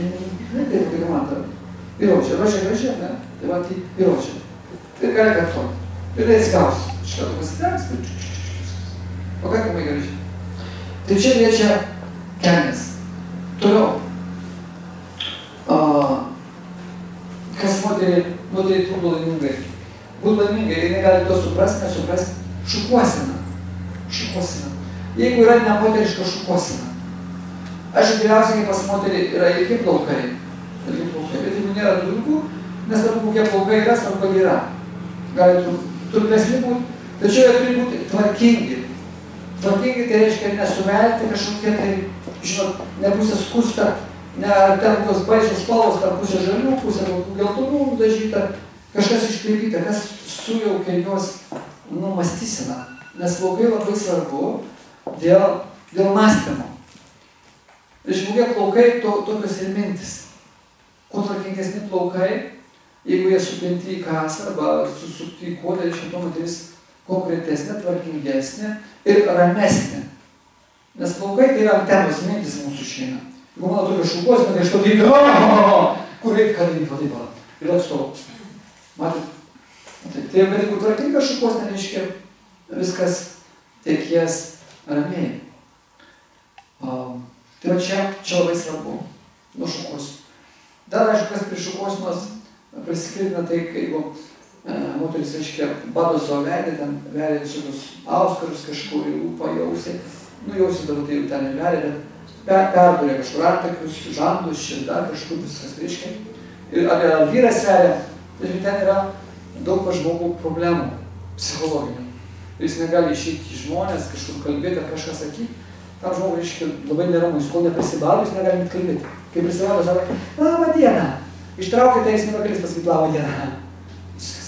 Taip veikia, reiškia, psichologiškai žmogui yra sunku. Todėl, kaip pamatom, žmogų, reiškia, prisibadžius su kažkokiaus turi veidą, tai jis turi daug problemų. Tai moteriai labai svarbu palaikyti tvarkingą šukuoseną. Plaukai turi būti švarūs, tai ta prasme, jūs reikia plauti, reikia šukuoti. Nuo plaukų šukavimui priklauso ramybė. Kuo ilgesni plaukai, tuo moteris ramesnė. Moterį mylės arba jinai pati kažką mylės, jeigu plaukų ilgis sieks anahatos šaką, širdies šaką. Tai turi paimti plaukus, kaip aš visą matuojusiu. Trys sprindžiai. Tai jeigu plaukai nesikeičia, reiškia nėra meilės. Nėra meilės, jos niekas nemyli ir nieko nemyli. Čia labai svarbu, nes plaukai yra antenos. Tai reikia turi pasiekti irgi iki anahatos šakos, iki širdies. Jeigu trūksta, tai galite įsitikti kaspinėlį. Kaspinėlį už nugaros. Jo? Ir tam tiek trūksta jos pelė. Tiek ar tiek. Tas kaspinėlis energetiškai užpildys jums meilę, duos meilės energijos pojūtį. Ir paskui automatiškai tiek ataugs plaukai. Suprantate, jeigu trūksta tiek plaukų. Va. Kas gal plaukų liečia, aš esu daug paskaitų skaitęs, gal ir čia skaičiau turbūt, rasit internete. Labai svarbu, pas ką kerpamės, kas apkerpa. Nes kada netgi kirpyklą, aš daug kartų susidėjau, tai sako, aš prašau tiek, nori tiek, nebėra gyvenimo. Tai va, savo tai kodėl, nežinau, suvaidino gyvenimą. Tai va, kirpėjai gali duoti jėgų arba atimti. Taip, kai rengiantis kirpėjai, atkirpti labai atkreipinės mes kaime. Kokia ta moteris namė, sveika, kai jinai duoda jums poteikstės išgyventi, kiek įkvėpia. Labai svarbu, gali daug džiaugsmo gauti. Nuo to žmogaus, kuris kerpa, kuris masažą daro, gali jūs atgaivinti, prikelti bendram gyvenimą. Ir jūs suformuoja, reiškia, pastumė, sako, išeiti į areną. Po kirpėjus jūs jau išeinate į gyvenimą. Pasitenkusiu gražius, savim pasitikėjimus. Arba išeiti su paužiu. Jeigu plaukų neteko. Tai labai svarbu. Suprantate, tai taip turime žiūrėti į tą žmogų, kai jis veiksmas. Ar atsėti sako, ateikite sėsti tą kepsio. Ir ten buvo atvalti kalba. Ir ten neaišku, ausą nukirpta, dar kažką. Arba tas žmogus žiūrinis, aš, sėski, iškai susitvarkęs. Tai labai svarbu. Šiaip daug plaukų nereikia kirpti ilgai. Ir šiaip yra palanku, kiekvieną mėnesį apsikirpti. Labai nedaug, milimetras, du, tai nusimeta, 3 milimetrai, nusimeta sena karma, norai, pykčiai, žiūrėjimai, čiučiut. Nereikia ten daug kripų. Pirmėnesi kažkur, žinot, kokį centimetrą tavo, tai čiučiut. Kas 2 mėnesiai matuomis, reiškia, atsipalaiduoja, palengvėja kažkas. Nu tokio. Patiem kirptis nereikia. Nieko nepakeisit, reiškia, mes patys esame susiteršę. Todėl pačiam išgydyti yra sunku ir kažką su savimi susitvarkyti. Todėl reiškia geriausiai, kai mūsų apkerpa kažkas. Kitas žmogus koreguoja lauką. Nes čia mūsų laukas gi laukas. Ir sutvarko. Ir mes išeiname patenkinti mūsų įkvėpę. Čia labai svarbu, kas reiškia plaukų kirpimą. Tai va šukuosenos moterį daro arba laimingą, arba nelaimingą. Jeigu gerą šukuoseną padarė, sušukavo, jinai bus patenkinta. Aišku, čia viskas sueina su nagais, tais pačiais, pedikūros, manikūros, aksesuarai, viskas tai to pačiu. Ar moteris bus laimingesnės, arba nelaimingesnės. Tai labai svarbu, pas ką mes nueisime. Vis dėlto lemia asmenybė. Jeigu ten galbūt nedailiai padarė, bet mes išsikalbėjom, mus išklausėm, mus pagyrė, mus pastumė, tai gydo mus psichologiškai. Ne dvasiškai, bet psichologiškai. O tai labai smagu sunkiamu, tai aš išeisiu. Tai va tą mes turime labai pažiūrėti, pas ką vaikštame. Toliau kas yra. Labai sudėtinga, jeigu moteris nebus laiminga, tai reikia suvokti. Kai moteris neturi papuošalo. Papuošalas nuo žodžio puoštis. Jūs matėte, kad mergaitė viso būdinga nuo prigimties jau puoštis. Jos tam bantuką reiškia spinėlė, reiškiasi plaukučius ten pinasi, šukuojasi, nagus dabar nori gražiai būti. Tai moteriška prigimtis. Kol mes jaunos, ten tos pušybos kaip jau nereikia. Natūraliai mes iš savęs, reiškia švarios, švarumas duoda tą didžiausią puošalą. Tačiau metais bėgant, kai jau sulaukiam ten kažkiek virš 20, virš 30, virš 40, automatiškai ko lyg reikia, mes silpnėjam. Ir turbūt matot, kad kiekviena moteris kažką turi. Ant kaklo, ausyse, ant rankų, ant kojų, ant galvos. Plus dar raminų gada, tai tie visi aksesuarai moteriai papildo, atskleidžia. Dar daugiau leidžia atsiskleisti, kažkaip būtų laimingesnį. Todėl nereikia vyrams pavydėti, papuošti arba galvoti, kad čia nereikia, kai moteris sako, aš noriu nuvažiuoti kažką nusipirkti, kažką pasipuošti. Reikia suvokti, kad jeigu moterį aš prasivedžiau namus, tai yra jos natūralus noras. Jie nenori tiesiog gražiai būti, tai suteikia jai laimę. Laimės pojūtį. Tai ir nesmagu, kai žmona gražiai, kai pasipuošusi. Ar nedraugai. Tai vyro pareiga yra puošti savo žmoną. Pareiga, ne šiaip savo kažkas. Ir jis turi puošmeną. Jeigu jis nesugeba, o aš pats nežinau, ką ten nupirkti, išmatavimą, jis turi ją lydėti. Jis turi praeiti sakyti, mama, sutaupiau pinigėlių, va, per visus metus. Nerūkiau, negėriau, reiškia, nieko. Sutaupiau prašymą, va, turiu 5000 eurų. Čia daug puošalas. Ir žmonų, negali būti. Gali, vėluojame, va, 5. Nu, 5 gal jau čia daug. Nors 500. Iš 5000 galima nors 500, reikia sakyti, sulaukiau, va, čia tau. Eik pirkis. Ir galima kartu eiti pirkis, matuotis, ko nereikia. Aš geriausiai papuošalai yra natūralūs. Natūralūs tai reiškia akmenys natūralūs, tai brangakmeniai, arba metalai. Iš visų metalų, tauriausias, ką mes galime nupirkti arba turėti, yra auksas. Auksas savo Amerikai auksas, arba ir purvė. Šventraščiai rašo, Čenkefaditas yra toks išminčius, senovės jis sako, net jeigu auksas nukrito į purvą ir kaką, turi ištraukti, nesusiterši. Visą kitą dar neištrauksim, purvė negražu, bet auksas nukrito. Tu gali ištraukti, auksų nepaveikė purvas, nei kakas negu, jis vis tiek žiūrė, nesugadino. Suprantat? Tai va, auksą gali ištraukti iš visur. Auksas yra saulės simbolis, reiškia, duoda mums laimės, šviesos, džiaugsmo. Va. Tai senovės, dėl to, jeigu mes pasižiūrėsim visas kultūras, arba muziejus aplankysim, arba atvaizdus, paveikslus pasižiūrėsim, ten visi ar karaliai, ar dar kažkas, ar tos, reiškia, princesės ar galės, visos auksų visi. Man Egiptų ten faraonų civilizacija, man teko būti Egiptų kare muziejų faraonų. Visur auksas, kodėl? Kadangi tai tauru. Auksas yra ilgaamžiškumas, šviesa saulė, tai kaip saulė ant save užsidėlė, suprantat? Mažiau sergyja, išgydo visas ligas, viską. Tai auksas yra palankiausias. Aš gali amžiuje labai sunku to rasti auksą, dabar auksas pas mus, reiškia, ta karatai netietų savim. Viskas yra pridėta daugybė kitų metalų. Nėra tik švarus, bet tai vis tiek. Kuo daugiau auksų, to geriau. Dar mūsų, turbūt mamos, turbūt pamenat, čia seneliai dėdavo netripinės laikais auksinius dantis, gal kažkas tarp nešioja. Buvo ar sveikas, ar nesveikas dantis, bet kažko, ir ten šviečia. Dantelis, arba du. Esu manęs visų visais auksiniais dantimis žmonės. Bet gali bijot galą nupjaus, sako. Tai gal ten jau per daug, bet vat auksas yra turus. Ir yra įvairių progų, kai vyrai gali dovanoti. Vestuvių dienos, kai susipažino, kai pagimdė sūnų, dukrą. Kiekvienais metais galima per tokias progas dovanoti reiškia auksų. Tai kartu važiuoti parduotuvę, žmona gali įsirinkti arba jei duoti pinigų, kad nusipirktų. Tai geriausiai kartu. Šuo turi pirkti ir vyras turi džiūvoti, matydamas, kad jai tinka, jinai gali pasikonsultuoti. Nors kada per metus, pabandykit.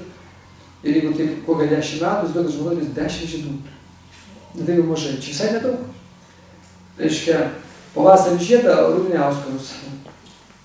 Paskui vasarą kokį pakabuką. Nu, žiemą dar kažką, nu ir viskas. Kokie 4 auksiniai daikčiukai. Tai kas liečia papuošalus. Aišku, jeigu mes visai nėra pinigų dar kažkur, tai vyras gali dovanoti arba padėti žmonai nusipirkti, kad ir iš plasmasinių kažką tai tokio. Visko būna. Medžiai, plasmasės kažkas. Bent jau tokį, biudžeterį tai vadinasi. Kažką tokio, kas jai būtų gražu, kas ją džiugintų.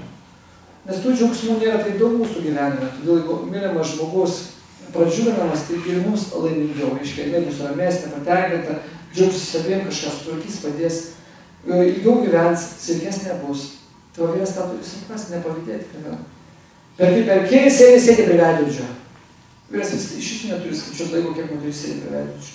Čia reikia tegu sėdint, tai ten jūs reikalas. Nu, kiek reikia. Jinai pati nuspręs.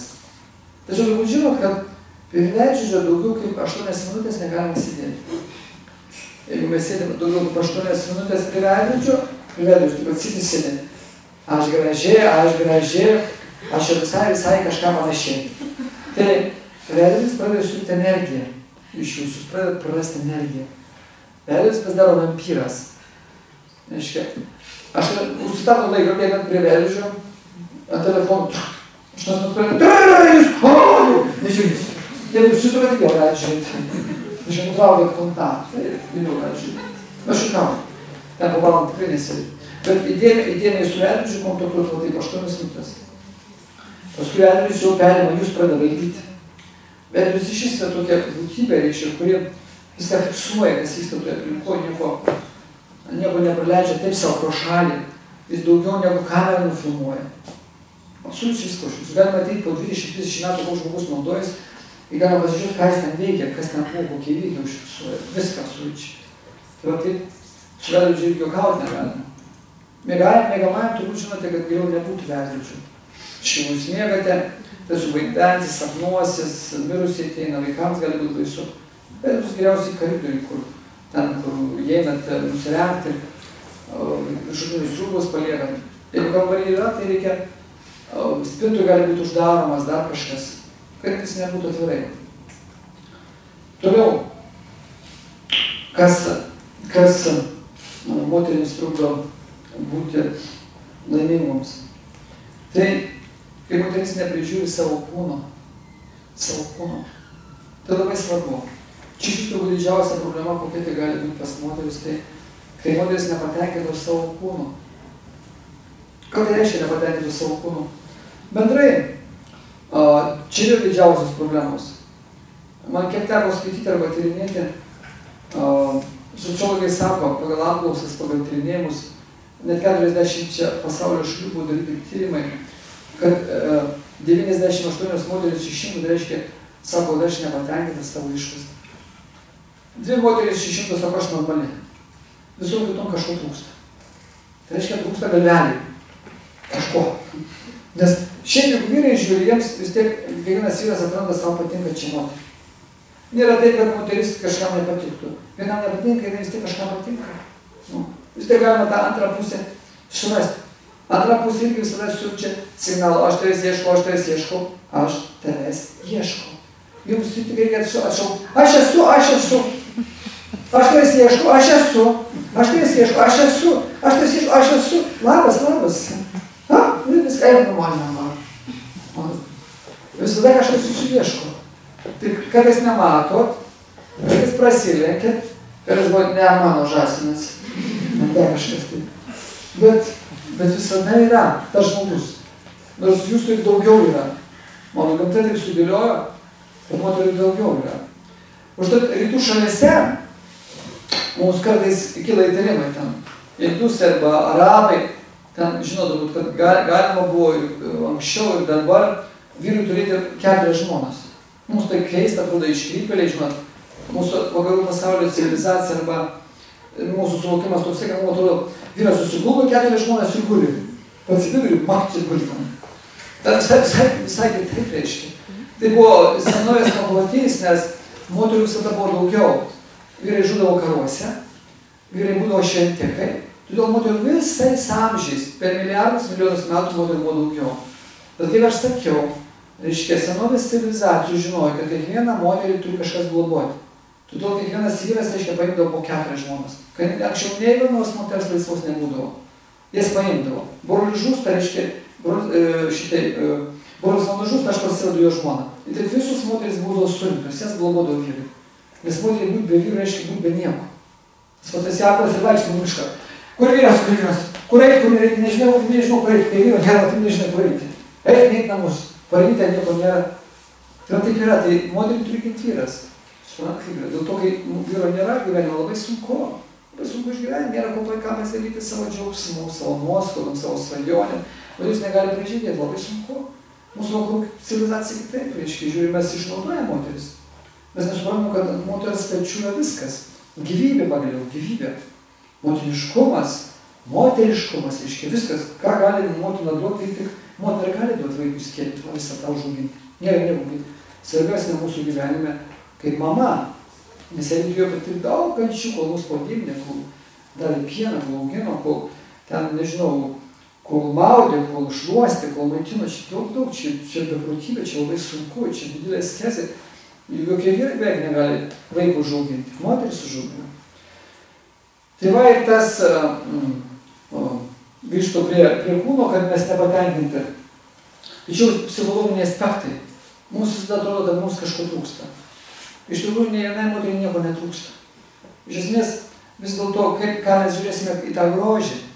Grožis nėra tik vien fizinis kūnas, kurį mes turime. Fizinis kūnas pastoviai keičiasi, jeigu mes pasižiūrėsim. Nei jūs, nei aš niekada nebuvome tokie dideli, visi laikai buvom kažkada maži. Žiūrėkit, mes perėmėm kelionę, buvo vaikystės kelionė, iškia vaikystė, buvo jaunystė, paskui ateina branda, paskui eina kas jau senatvė. Mes tokią kelionę darom. Ir tas kūnas pastoviai keičiasi. Daugelis turbūt, jeigu matytumėte lystį, prieš 10 metų turėtos rūbus, nelabai. Įsikištume arba apsilgtume, arba keistai atrodytume. Tai kūno forma keičiasi.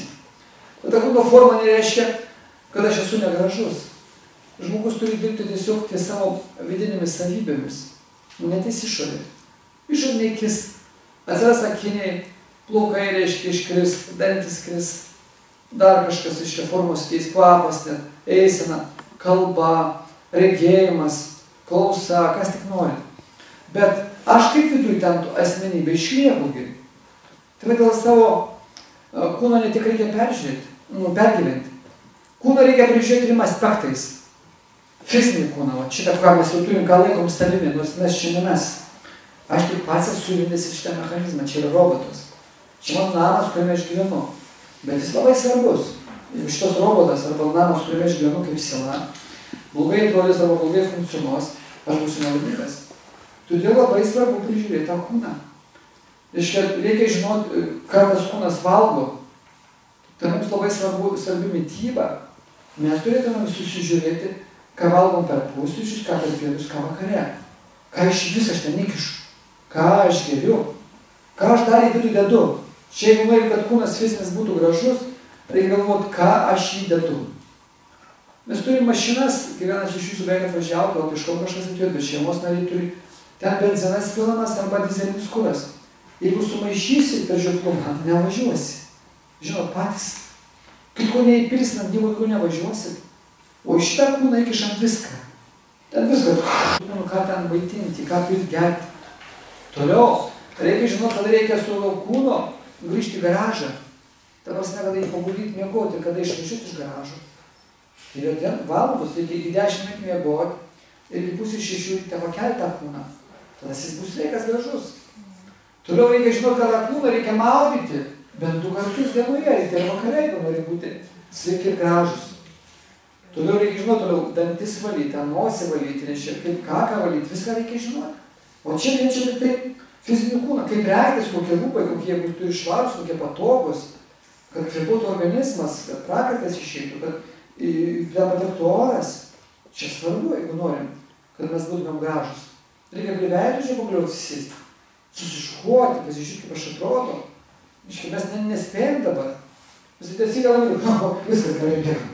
Prie veidrodžio sustoju, pasilaižiau, nusilaižiau ir toliau važiuoju. Nebespėjom neprižiūrėti savęs. Toks greitis. O kur bėgam, patys nežinau. Realiai pasižiūrėkim, koks gyvenimo tikslas. Kur mes bėgam, patys nežinau, tai reikia stabtelti akimirką. Daina yra akimirka sustok, ne? Tai čia kas liečia fizinį kūną. Tačiau kaip prižiūrėtumėm, ištampysim tam paskui senatvę, prisileisim kažko, mes tiek pasensim. Ir paskui, kai ateina 50-60, šito kūno mes nebespindėsim, kaip spindim dabar. Užtat mums reikalingas vidinis grožis. Vidinis grožis tai reiškia geros charakterio savybės. Mes turime ugdyti geras charakterio savybės. Kokios geros charakterio savybės? Su kokiu būtų malonu, su kokiu žmogu? Turbūt tas, kuris geros širdies, kuris jūsų nekritikuoja, priima jūs, kokie jūs esate, labai malonu. Būtų žmogų, kuris nekritikuoja, priima, koks aš esu. Kad ir nuodėmingiausias, kad ir žmogų užmušė, nežinau ką, pats savo kažką dariau, mane priima. Sako, taip, aš tai priimu. Labai smagu. Su žmogum, kuris yra kuklus, nevaidina, labai smagu. Kuris moka mus išklausyti. Čia labai svarbu, niekas mūsų nenori išklausyti. Didžiausia problema gyvenime, mes negalime niekam įsikalbėti. Mūsų nutraukia. Mes vaikus nutraukim savo kelyje. O rytoj pasakysi, arba sekmanį, dabar aš pats užėmęs. Žmona nori Jūriui pasakyti kažką ir sako, jau pernai sakei, jau žinau, ką aš nekeis.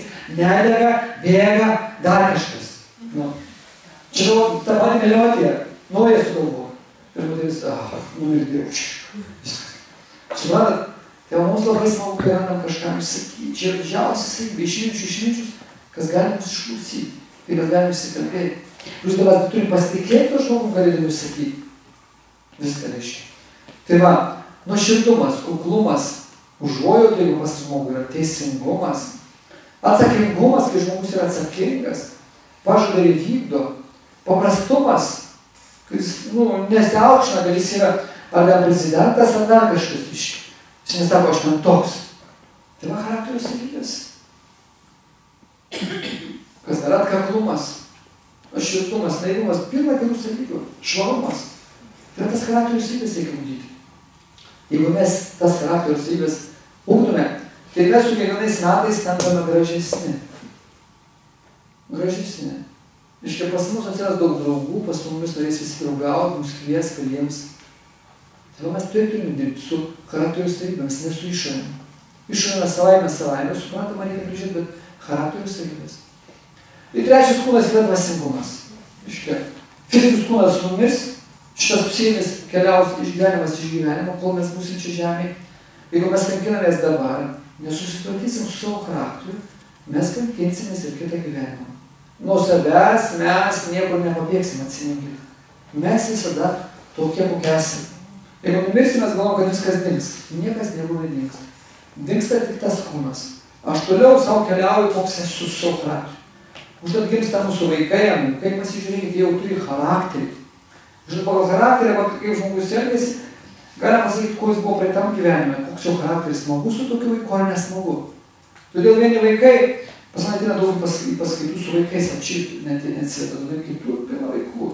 Sekmadieniais Vilniaus kitų paskaitas, ten 20 atsėda tėvai.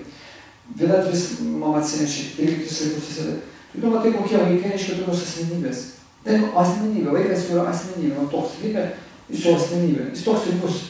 Labai sunkiai ten jau kažkiek pasikeis. Ir matai, kokia asmenybė buvo praeitam gyvenime. Todėl mes turim dirbti su savimi, negalvoti, kad ten taip savaime kažkas už mus padarys. Čia yra namų darbai, visas gyvenimas yra namų darbai, kad mes susitvarkytumėm savo charakterį. Taptumėm kuo paprastesni, kuo kuklesni, kuo nuoširdesni, kuo kantresni. Kantrybė yra toks savybė, reiškia. Iškęsti viską, nesugriūtam gyvenime. Tai bus didelės vertybės, tai bus lobiai, kuriuos mes išsinešim. Tai pagrindinė dvasinė savybė, kurią mes savyje turime išugdyti.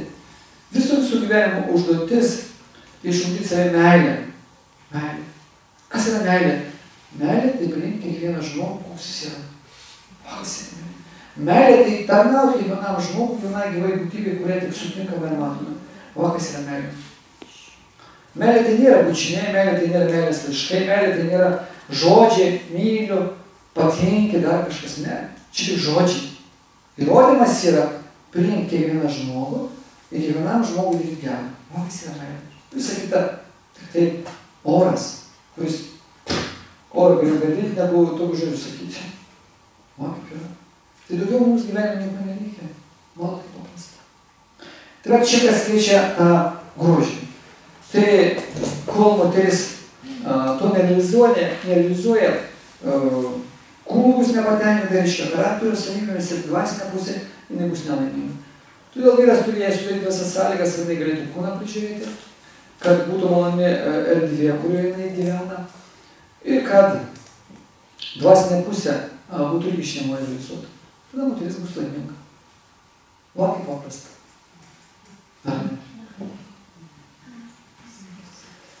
Tai, žiūriu, jau turbūt ir 10, beveik 12, neišmatau, reiškia. Ne pas mus Amerikoje. Ten tai 28. Eisim turbūt į pabaigą, nes sakoma, žmogaus protas, kad suvoktų ten kažkas pasiliktų kažkur, gali 1,5 valandos. Tai pertraukos būti. Paskui pradedam maltis, reiškia, viskas ten suktis ir mums sunku pervarstam. Negalim nieko susidėlioti dėžutės. Sakykit, mielosios ir mėlėjai, ar įdomu? Ar buvo kažkokia jums valda? Ar jūs, ar taip tuščiai nepraleidot laiko? Nes aš tikrai žiūriu labai prašau. Nes man labai tai svarbu žinoti, ar aš šiaip savo važiuoju, žinot savo ant turiniaus, nes aš ant turiniaus negaliu važiuoti, ar aš jums galiu kažką duoti, ar negaliu. Man tai pačiam svarbu, nes nenorėčiau gaišinti su laiko, kad taip savo ateitumėt, žinot, kad yra kur eiti, ką į kapinę išeiti, ar kažkur tai. Nes šalta, kai jau pasišildysi, einant prekybos centrus, kur nors Kaune ir Vilniuje. Sako, šalta, nebiškit prekybos centrą. Pasišnekėsit. Tai kad čia atveju tokia nebūtų, kad mes abipusiai pasikeistume meilėmis, aš jums duodu meilę, ir to pačiu gaunu, žinau, iš jūsų. Tai man tai labai prasminga, kad jūs kažką įsineštumėt iš čia. Ir aš labai laimingas, kad jūsų tiek daug atėjo. Dabar aš ilgą laiką nebūsiu čia. Ir Lietuvoje, sekančią savaitę, aš įskrendu Norvegiją, ten turiu vestuvės padaryti. Viena lietuvių porai paskui nuo spalio 5 aš įskrendu 2 mėnesiam į Indiją. Ir būsiu tik lapkričio pabaigoje. Matyt, jeigu viskas gerai Dievas duos, aš galėsiu tik gruodžio mėnesį atvažiuoti. Tai mes ilgai nesimatysime, su kuriais mes susitinkame. Tai kas galėsime galbūt bendrauti, aš stengsiuosi rašyti dienoraštį. Aš turiu tokį pomėgį, kaip ir laiko įdedu į savo svetainę natra.lt. Tai jūs galėsite skaityti dienoraštį apie kelionės, ką aš matysiu, ką jausiu, tokiais dvasiniais pasidalinimais. Ir jūs visada galite klausyti paskaitų, kurios yra mano svetainė natra.lt arba YouTube. Kitą daryti aš skaitau dvasinės paskaitas 7.45 arba jūs tiesiogiai transliuojamos internetu, galite skaityti natra.lt, ten yra tiesioginė transliacija, toks televizoriukas nuspaudžia, tai ten galite klausytis. Ten iš pradžių 10 minučių būna sanskrito kalba, o paskui būna lietuvių kalba. Tai senoviai šventraščiai, kur duoda didžiausią išmintį, didžiausią dvasingumą, supratimą, kaip viskas čia sudėliota. Arba šiaip pasižiūrėti paskaitų, kurios, kaip pavyzdžiui, kaip ir šiandien apie moteris, dar kažkas. Tai bus naudinga. Jeigu jūs šviesitės, tai pamatysite už metų kitų, pas jūs ateis realizacija. Realizacija tai reiškia, pamatysit pasaulį kitokį. Pradėsit kurti. Tai didžiausia žmogaus realizacija, kai jis gali kurti. Tai nieko nėra nuostabiau. Tai taip mes galėsim bendrauti. Ir jūsų įdomybės, jeigu jums įdomu, rugsėjo 25, 26, 27 dieną, tai reiškia lygiai už 2 metų, kai Šėtorio rajone aš vedu stovyklą. Stovyklos pavadinimas kaip išsivalyti savo širdį. Ten bus ayurvedinės praktikos, tai reiškia valysit tą fizinį kūną nuo šlakų, bus pirtis, preparatai kūnai, tai reiškia vidui, ir valysim protą. Tai 3 dienų stovykla, 5-6 sekmadienį jūs galite važiuoti. Už 2 savaičių. Kaip įsivalyti savo širdį? Tai labai svarbu. Kad įsivalyti savo širdį, kad ten nebūtų kietumo, iškia kažkokio tamsumo, dar kažkokio, kad širdis atsivertų. Širdis atsiveria, žmogus tampa laimingu. Tas gali jis pats išeiti į kitų širdis ir jo širdį kiti žmonės gali ateiti. Ir lapkričio mėnesį, turbūt pabaigoje arba gruodžio pradžioje, aš rengsiu kitą stovyklą, turbūt gal Palankoje, sugalvojom, galime prie jūros nueiti. Stovykla vadinsis kosmologija. Kaip sudarytas tas pasaulis? Aš pasakosiu apie rojų. Krikščioniškai tradicijai visi sako pakliūti rojų. Didžiausia vertybė pakliūti rojų. Bet niekas nežino, kas ten randasi, kas ten gyvena. Tai aš pasakosiu, kas randasi rojų, kur tas rojus. Pasakosiu apie pragarų sistemas. Yra pragarų planetinės sistemos, nėra, kai mes sakom pragarą, žinot. Tai yra konkrečios vietos, kokios yra, kaip atrodo, aš pasakosiu. Paskui pasakosiu apie dvasinį pasaulį, kur gyvena Dievas, kas ten randasi, kaip ten viskas sudėliota. Ir pasakosiu apie, reiškia, demoniškas planetinės sistemas, kas yra žemiau mūsų, žemės, kas ten gyvena. Ir pasakosiu, kas aukščiau mūsų gyvena ir kas čia aplink gyvena. Tai tokia stovykla bus turbūt lapkričio mėnesį. Toliau šiais metais dar aš rengiu jau suplanuotą, praktiškai viskas pasirašytos sutartis, nauji metai. Ir teko kažkada čia būti, kai aš rengiau naujus metus Smiltynės viešbutį. Kas buvo Smiltynės viešbutį naujais metais? Aha, buvo keli žmonės. Tai šiais 4 metus aš dariau Panevėžy, kas dar nežinau, 2 metus dariau naujus metus. Smiltynės viešbutį, už kuriais metais 150 žmonių buvo, kuriais metais kažkas virš 100. Tai šiais metais nauji metai bus Vilniuje. Iš Vilniuje jūs galėsit važiuoti visą parą, bus nauji metai. Panoramos viešbutį, aš nusamdžiau visą viešbutį. Ten gali tilpti nakvynė 800 žmonių, o salėje tilps 300 žmonių. 6 salės, ten bus mugė, tai reiškia visko, daugybė bus dalyvių, bus koncertai, spektakliai, vaikų programos, 31.1. Bus 3 kartus maistas, tai tokius naujus metus ruošiu, jūs galite sėsti paskubėsit į keleivinį autobusą, jeigu neturit mašinos, iškėpat autobusų stotį, ten 20 metrų ateiti netoli stoties autobusų, reiškia Panoramos viešbutis, vienas iš didesnių Vilniuje. Tai ten bus nauji metai, jeigu norėsit parą praleisti. Ten bus, tikrai labai įdomu bus. Norisi pasidalyti, įkvėpti visus, kai kiti metai būtų panašus. Tai aš jau net ir tą susiplanavimas. Tai iš karto kviečiu, nes nežinau, kad mes pasimatysim, ar visi pasimatysim. Visa informacija tai bus internete. Tai gal turit kokių klausimų? Kas pirmą kartą atėjo, aš duosiu, galbūt galite užsirašyti, kas negauna elektroninį paštu, savo elektroninį paštą ir reiškia vardą. Tai mes jums atsiųsim visų informaciją. Aš tai pasiūsiu ir aš jau. Ir dabar, jeigu kažkas dar pabus, mes išgersim arbatos ir suvalgysim pyragą. Tai tokios būtų vaišės. Ir aš siunčiu, ir gali kas neturi, dar negauna užsirašyti. Tai labai ačiū, kad jūs atėjot, kad būnat. Ačiū visada už aukas, kurias aukojat. Man labai smagu, kad jūsų dėka aš galiu atvažiuoti, įsilaikyti čia.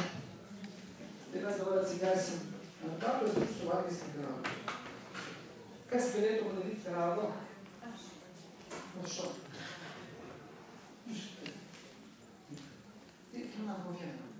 Tai jeigu reikėtų jūs ištieskite dešinę ranką ir judės. O kas norėtų panešioti arbatą? Pasitarnauti. Kurie maloni tarnystė. Gal kažkas turi laiko ir noro šį sekmadienį Vilniuje. Jūs visada galite važiuoti į Vilnių, bus renginys, kurį aš darau. Vadinasi, apsivalymo ritualas Jagė. Tai šį sekmadienį 13 valandą Trinapolio gatvėje, žinot, netoli Santariškių ligoninės, bus Jagė. Vadinasi, ritualas bus apvalo kamanas. Taip kad atvykti šitą renginį.